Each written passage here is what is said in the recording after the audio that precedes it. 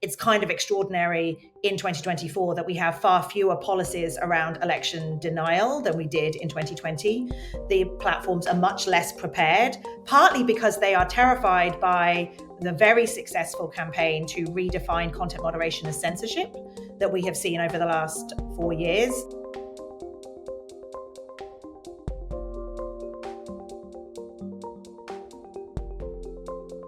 Welcome to Extremely, a podcast from the ADL Center on Extremism. I'm Oren Segal. And I'm Jessica Reaves. So today we're going to focus on how the current political landscape is impacted by disinformation, misinformation, a whole bunch of other terrible things, frankly, and the drivers behind it. And frankly, how it might play out during not only election day and beyond. To help us make sense out of all of this, we have two guests today. First, Dr. Claire Wardle, an associate professor in the Department of Communications at Cornell University. Over the past 2 decades, she has worked on various sectors, including academia, international news organizations, the United Nations, policy advising.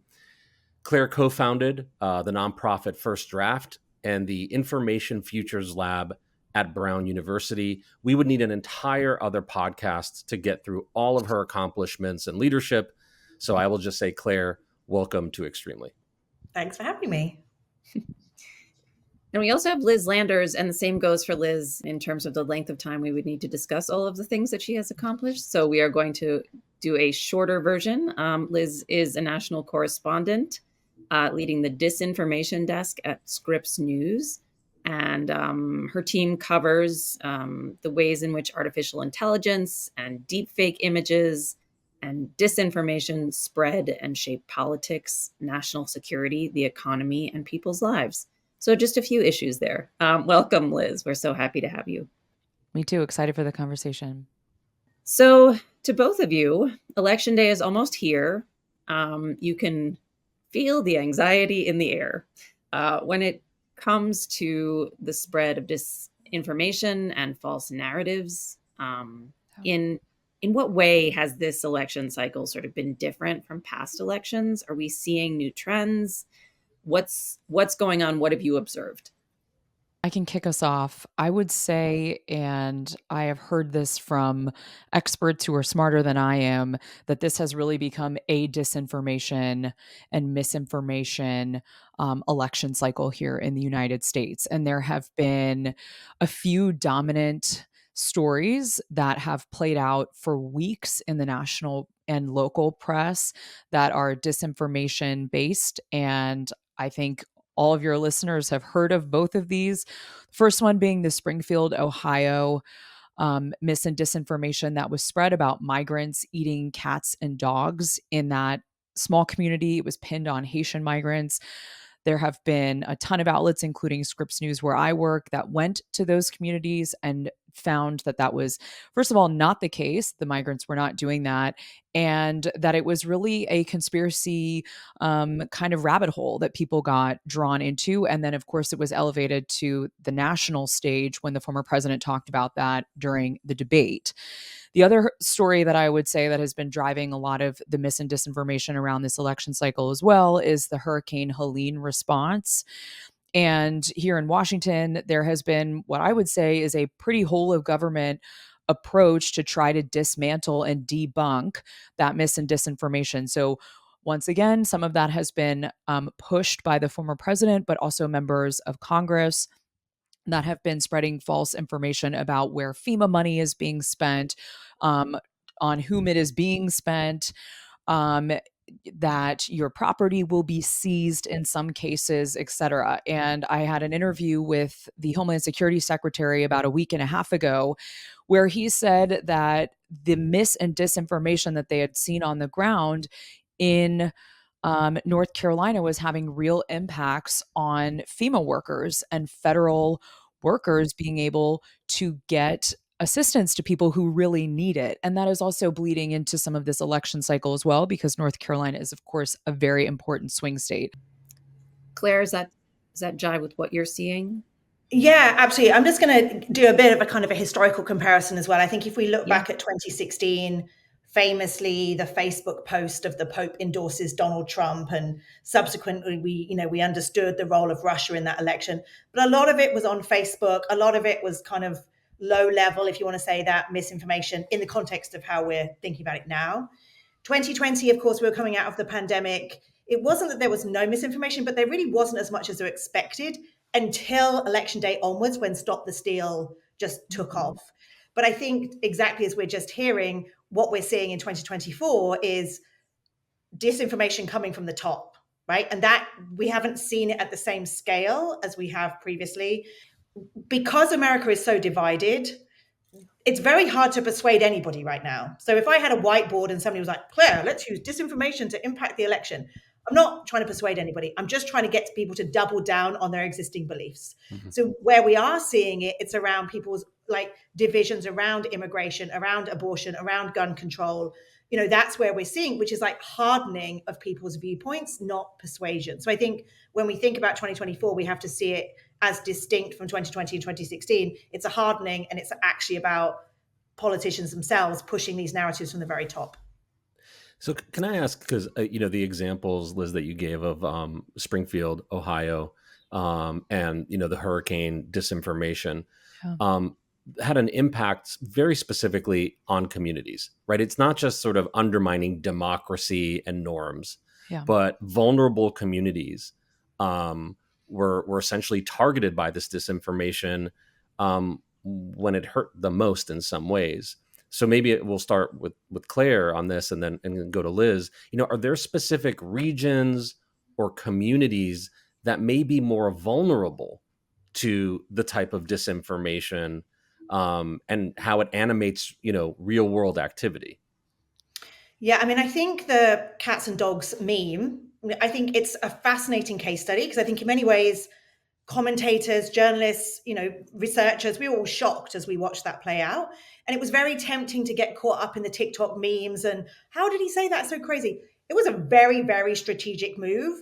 It was the start of a voter suppression campaign against the idea that illegal immigrants are voting, right? So by setting this up and showing the dangers that faced migrants in Springfield, this was about making people say, well, actually, I'm legal, but my face is of a certain color and I speak with an accent, and so I'm not going to risk it, right? So what that was doing was starting and catalyzing this debate about illegal immigration. I'm using bunnies there because many of these migrants are legal, but whilst it seemed like a crazy move and we laughed at the TikTok memes, it was very strategic and it's been very effective, and we're still talking about it. And so I think we have to understand, when we talk about vulnerable communities, it started in Springfield, but what it's done is make migrant communities across the country feel exceptionally vulnerable. I would add there that the top piece of disinformation that the Pennsylvania Secretary of State told me that he has been hearing this election cycle, and we spoke with him about a month ago in September, was that non-citizens were voting. And he walked through all the different places he is seeing this and the ways that he is trying to respond, including in press interviews, but also in their official websites and their official social media accounts for Pennsylvania. But that really has been, I think, a narrative of mis and disinformation that has really overwhelmed this election cycle. And also, just to answer your initial question there too, my experience in speaking with normal people and also with voters is that mis and disinformation is believed by many people, even people that are smart with critical thinking skills, who are savvy media consumers. And part of that I have observed is also been exacerbated by artificial intelligence. So some of the mis and disinformation is being amplified by bots that are used by outside foreign actors with malign intentions, like Russia, and they can create fake news websites using artificial intelligence and amplify these kinds of narratives, and also images, video, and audio that can be created using deepfake technology. We saw one example of that in the primary process, where there was a deepfake audio recording that went out of President Biden's voice, basically discouraging voter turnout in the state of New Hampshire. And the New Hampshire Secretary of State has said since that happened that they don't know the impact of that audio recording on voters. There is no way to measure that. Now, it may have had an impact in whether or not people turned out and voted there. So I think that mis and disinformation is also being amplified in a way that we're really not even sure what it looks like in the next few years, just because AI is changing the game so much. Can you maybe, we'll start with you, Liz, just talk a little bit about, these technological advances more broadly and the ease of access to them, right? You don't have to be a whiz to be able to access this in order to create a whole almost menu of false information and then, promote it in a million different ways. Yeah, experts that I have interviewed who work in deepfake technology and deepfake detection companies say that part of the reason that the technology is going to, they think, be pretty rampant is that it's cheap to use. It is faster than ever because of these computing capabilities that the large language models, which are what fuel AI technology, that they are capable of now. And it's kind of also an AI arms race, I would say. The US government, I've spoken with the White House AI policy advisor for Biden about this. The US is heavily investing in this technology, but so are US I guess foreign adversaries like China. We're really in kind of a race with China right now on this too. And AI is advancing exponentially. And because of that, there are applications that high school boys can use now to take an image of a young woman, and women are overwhelmingly impacted by non-consensual nude images that are used creating deepfake technology. And this is a different non-election story that we have covered on our disinformation beat. But that stuff is really easy to do now. And you can use applications, and high schoolers can figure this stuff out. Yeah. And Claire, I don't know, do you have your favorite new technology that is being exploited for bad reasons? No, I mean, I think it's really important that we have this conversation actually, because in many ways, I think there are different impacts of it. So there's the actual content itself, and David Gilbert from Wired, many of you might have seen earlier this week, of basically what looked like a Tim Waltz student. Basically, it was a deep fake of him coming out and saying he was abused. Well, it turns out David Gilbert's reporting it was actually Russia that did this, right? But there's a part of me that's like, there's the content. Well, how much does the content have an impact? That's obviously a concern. The second concern is what's called the liar's dividend, which is somebody is accused of something and they're like, oh, no, it wasn't. It was actually a deep fake, even though they did do something bad. And then the third problem we have is, as we saw with Trump, basically talking about Kamala Harris's crowd sizes. I don't think any researcher had this on our bingo card, that something that very clearly happened, he would say, no, that was a deep fake.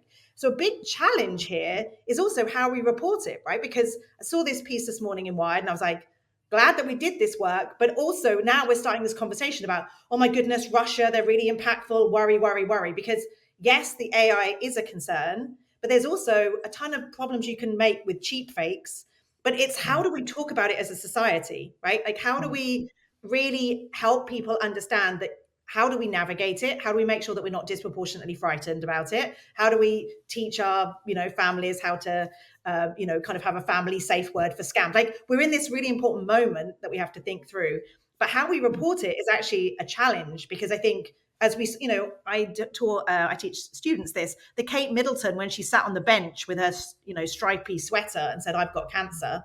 And a quarter of my students were like, well, that's a deep fake. I was like, how do we get to this point that actually it's not the content, it's how we as a society respond to it? So it's a really complicated issue, because yes, we should be concerned, but also if we're too concerned, it's making people just lose trust in everything. So I guess, Liz, to you, with your team, how do you prioritize? How do you talk about what you're going to cover? How do you figure out the best angle for any particular story? What's the process there? And specifically with regard maybe to the election disinformation. So I think that I'm trying to think about this critically. And to the point about elections in particular, one of the things that we have and I have thought about extensively is how to report on the impacts of AI in this election. And one of the things that we wanted to make sure that we don't do is to overhype what the impacts of AI could be, exactly for the reason that Claire was talking about with the liar's dividend,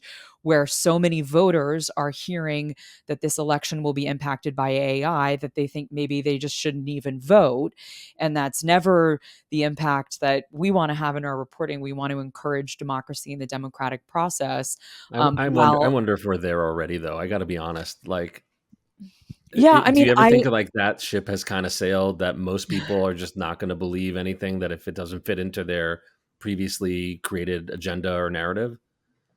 Yes, I definitely think that there are people out there who, for them, this level of technology, they've closed the book on it. They just don't believe much of anything they hear or see anymore. But I do think for other folks, we have to be mindful about not overhyping some of these technologies and the way that they can spread misinformation. So I try to be conscious about that when I'm reporting on this.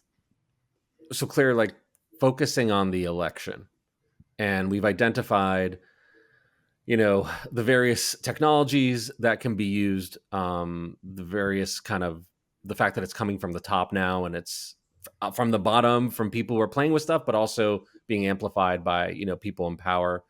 So, what do you think when you're talking to your students or others? Like, what is an effective way for people to not just prepare themselves, but to like have discussions with others who they may feel are buying into these false narratives that, not their fault that they're, seeing it, but that they're believing it?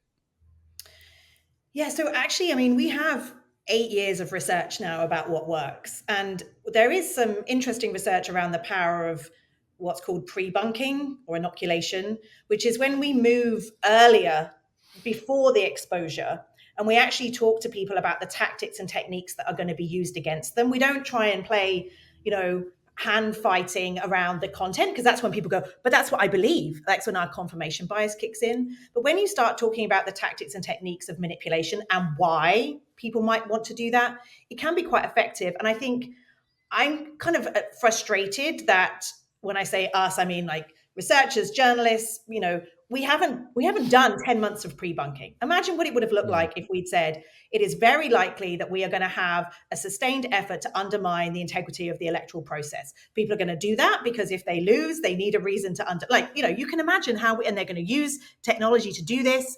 And, let's think about November 5th onwards. There's probably going to be a week where we don't know the result. Let's just think through how this might work. Somebody might, we won't have a concession, and instead we'll have a narrative that will be a void. There'll be a void that will be filled with these narratives, probably supported by AI generated images. Let's imagine what they might be like. Yeah, somebody could create an AI generated image of a ballot stuffed box. Somebody could create an AI generated image of what looks like illegal immigrants voting, right? Let's see how easy it is to do this using OpenAI. Imagine if we'd done all of that for 10 months to basically preempt all of the things that are going to happen on November 5th onwards, and not just sit back and be like, well, when it happens, we'll debunk it. Liz, what's your sense of sort of the journalistic responsibility on that front? Like, how do you view organizations' roles? I definitely think that we have tried to do some of that reporting in advance of the election period. In particular, one example is that we went out to Arizona, and I would actually say that Arizona is probably, of all of the swing states that I've covered and been keeping an eye on, Arizona is really trying to pre-bunk a lot of this. And we went to Arizona to do a story about tabletop exercises that the Secretary of State, Adrian Fontes, was doing that were educating election workers and then also in turn the public and the press about AI and other kinds of mis and disinformation and just like plain conspiracy theories, like some of the good old fashioned stuff that spreads around online or scam calls or whatever. And they did a whole day of tabletop exercises, and we put out a story about that, trying to give people a sense of this could happen to you as a voter. You may experience some of this. And also, your election officials in Arizona are trained in how to spot this, how to debunk it, how to pre-bunk it if they so desire and want to get out in front of it. So trying to give general education to those voters in that state about it. And I do know, because I will be in Arizona for election week, I'm not calling it election day anymore, it's election week, that those officials there, who in Maricopa County are elected Republicans for the most part, that are the leadership in that major voting area, they're doing some of these pre-bunking press conferences already. And because there are themes in this mis and disinformation, there are these general narratives like non-citizen voting. They are trying to get ahead of those themes and to pre-bunk them. I'm gonna be honest. Like, I don't feel better yet. I'm hoping, but we have some time still. But I'm just thinking about, like, as important as pre-bunking is, making sure that people gain their, like, critical thinking skills early on, that they know what to prepare for. I mean, all of that sounds really important, and I assume that there is some evidence that has worked.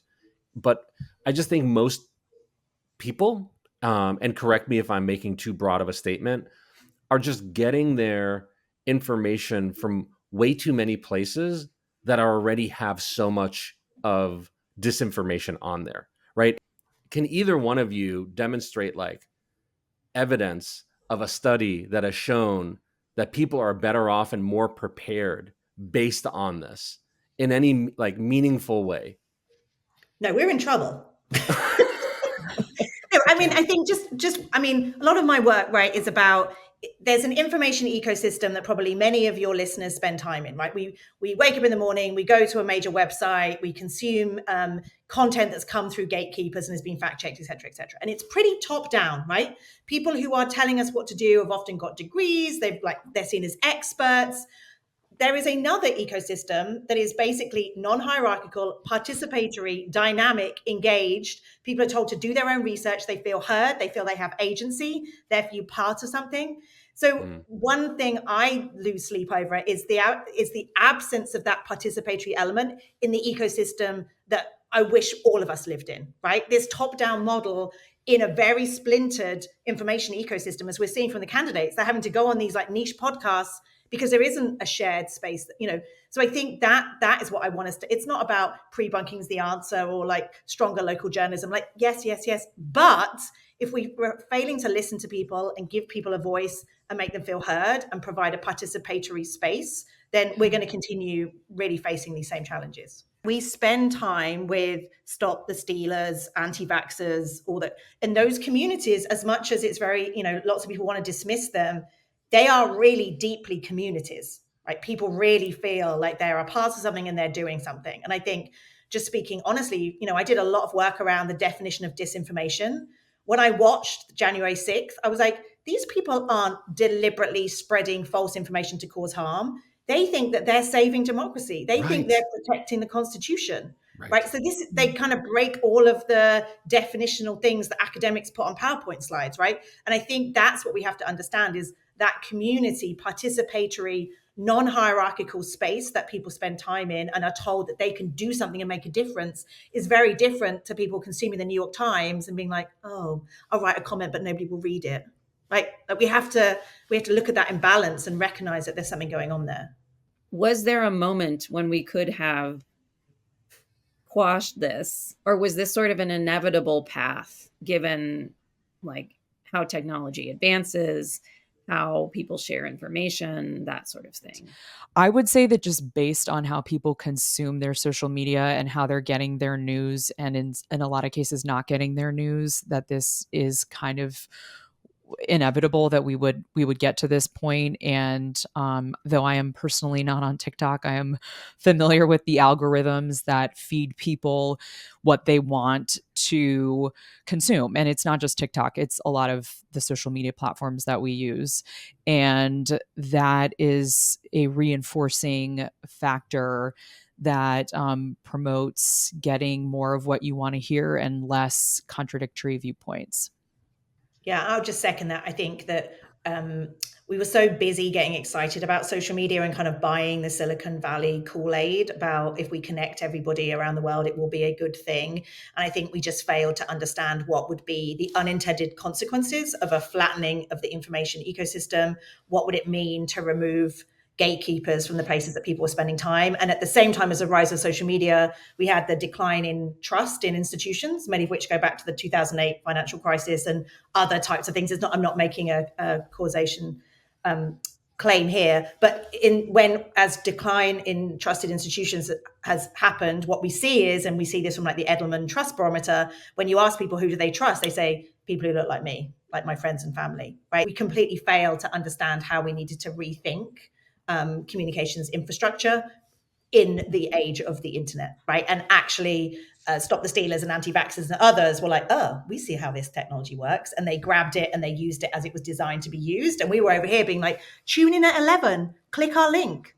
Like we're broadcasting, we just happen to be broadcasting on Twitter or Facebook, right? But when we didn't fundamentally like find a way to be participatory in a way that many of these online communities did and made people feel something. So, you know, the fact is we're here, right? And we can try to think about like why we're here, whatever. So, you know, maybe I'm going to try to reverse this a little bit. Maybe we'll start with Claire. You know, is there something as we're heading into this election? I know you said, you know, we're in trouble, but that gives you a little bit of optimism that, you know, the shit won't completely hit the fan? I think there's an awareness of how important this moment is. And I think there's a recognition of how important it is that people have trusted institutions in a society, how important it is that people believe in democratic institutions. And I think as difficult as it is right now to read every single day another think piece that's telling us how this is the election of our lives, right? I think there is this wake-up call of how easy it is to lose these things if we don't have a shared sense of reality and a shared trust in institutions. And I think that's what gives me some optimism. I just really hope we can get to a point where we come out of it and we build, right? That's what I want us to do. I think if people understand how Republican and Democratic election workers and election officials in this country are really committed to making this a safe and secure election, that hopefully we will come out of this 2024 election process with an increasing level of trust in the democratic process, because I know there are many people who do not believe in the last election, do not accept the outcome of the last election. But I think because in particular, the election workers have been under such scrutiny for the last 4 years, there's been a real increase in transparency. And that does give me hope that people can trust their election systems again. Maybe you both, we'll start with you, Claire, talk a little bit about the role that social media companies should play. Obviously, they haven't done enough, these platforms. What more should they do?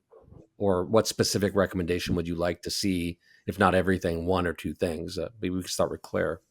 Yeah, I mean, it's really hard sitting here in 2024 and to recognize that we are much, much worse off than we were in 2020.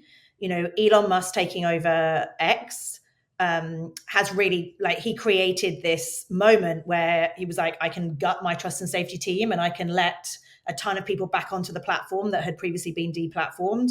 And I'm just going to do that. And that allowed other platforms to also gut their trust and safety teams. And although they haven't done it to the same level as X, it's kind of extraordinary in 2024 that we have far fewer policies around election denial than we did in 2020. The platforms are much less prepared, partly because they are terrified by the very successful campaign to redefine content moderation as censorship that we have seen over the last 4 years. So should government play a more active role in making sure that those policies are there, or to, you know, hold these platforms accountable? I mean, I wish government didn't have to do that. I wish that these platforms themselves, I wish we really had enough self-regulation that they'd be like, this isn't controversial. It's not controversial that we're just going to not allow this kind of speech on our platform, because democratic institutions are really important. And in a free country, that's what we believe in. It's not against the First Amendment to say around particular moments, there needs to be stronger content moderation policies that should come from the platforms themselves. I was even just going to say, like, on a global context, as my accent is not deep, upstate New York. But, can I just say, though, Claire, you are classing up this podcast, so we appreciate it very much. But like, when you look at international human rights law, like the Universal Declaration of Human Rights is very similar to the First Amendment, but there are, like, the ICCPR, not to get nerdy for a second, but they say there are moments, there are elections, there are issues around public order, there are moments when, even though we support the freedom of expression and fundamental right to speech, there are moments where we have to think and understand what the harms could be around these very important moments. And elections is one of them. And so I think when the platforms go, oh, there's nothing we can do, it's like, come on, like, you can't pretend that this is just like a random Tuesday. Like, this is a really important Tuesday in a democracy, and you have to have different policies around that. And you have international human rights law on your side. Well, I just want to thank you, Claire, Liz, for joining us, for trying to make sense out of what I think is on a lot of people's minds. They're probably interacting with it, even if they don't realize it. I think in terms of just general disinformation. And like, I don't know if people are going to hear this and feel better about the state of our democracy or the election, but I think they're going to feel definitely like they have more information. And I think based on what you both said, that's the first step, right? In terms of inoculating everybody against the bad actors there. So just thank you so much for what you do in terms of your reporting, in terms of your teaching, to make sure that, you're pushing back against this in your way, and to spend time with us to talk about it. So just thank you both for making the time. Thanks for having me. Thanks to you both.